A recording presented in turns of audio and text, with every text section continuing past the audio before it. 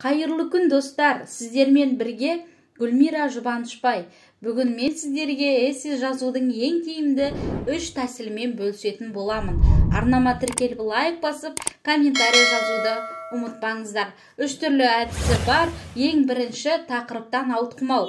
Кез келген мақала, эссе шығарма жазу кезінде шегініс жасаудың қажеттілігі жоқ. Яғни тақырып нақты, көп балалы болудың артықшылықтары мен кемшіліктері болса, сол тақырып аясында ой толғаған дұрыс. Екінші, ойды еркін жеткізу.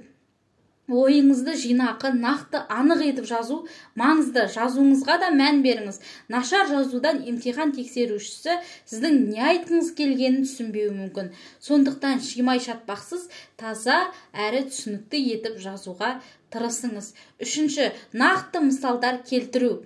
Эсседе сіз пікіріңізді аргументтер мен мысалдар арқылы дәлелдеуіңіз керек. Демек, көп балалы болу дұрыс деп ойласаңыз, неге осы позицияны қолдайтыныңызды түсіндіріңіз. Мұндағы аргументтер, деректер мен дәйектер, өмірден алынған жағдайлар, өмірлік шынайы тәжірибелер, ғылыми зерттеулер, ғалымдардың пікірлеріне сілтеме, тақырып ашылу үшін эсседе кем дегенде 2 нақты мысал болғаны дұрыс. Қорытынды жазу. Міндетті түрде ойыңызды қорытындылаңыз. Соңында белгілі бір мәселе жөнінде пікіріңіз бен көзқарасыңызды айтып келіп, оны қайткенде жүзеге асыруға болады. Нәтижесі мен түйінін айтып өту қажет. Эмоционалды, экспрессивті сөздердің қолданылуы. Эсседе эмоционалдылыққа рұқсат етіледі. Көркем әдеби стилінде жазылады. Алайда жаргон, қысқарған сөздерді қолдану, ауызекі сөздерді пайдалануға тыйым салынады. Берілген көлемді сақтау. Әдетте эссенің көлемі 200-250 сөзді құрайды. Одан аз немесе көп сөз жазу емтиханнан төмен нәтиже алып келуі мүмкін. Сондықтан берілген стандарт пен форматқа сәйкес жазуға тырысу керек. Эссені көбісі шығармамен шатастырып жатады. Ал шындығында екеуінің жазылу стилі 2 бөлек.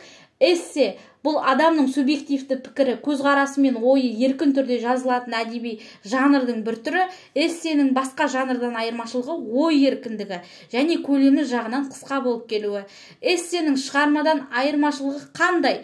Шығарма құрылымы мен жоспарға негізделген жазба жұмысы. Оны жазар уақытта автор жоспар құрады. Сол бойынша тақырыпты ашуға тырысады.